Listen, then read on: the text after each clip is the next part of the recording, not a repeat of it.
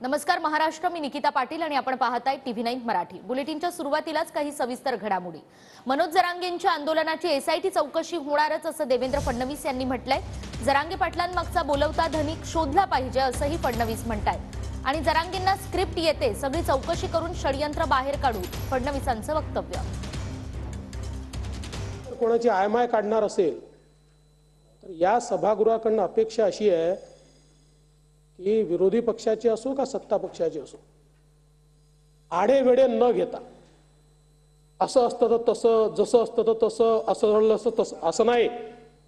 तुमच्याबद्दल असं घडलं ना, हा देवेंद्र फडणवीस उभा राहील तुमच्या बाजूने, ताकदीने उभा राहील।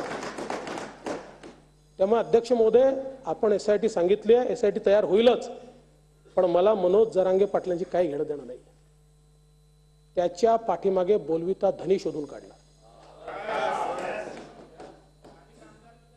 जी स्क्रिप्ट त्या ठिकाणी बोलली गेली, काही लोक रोज ती स्क्रिप्ट बोलतात आणि ती स्क्रिप्ट त्यांच्याकडनं येते, सगळी चौकशी करून हे षडयंत्र बाहेर काढलं जाईल।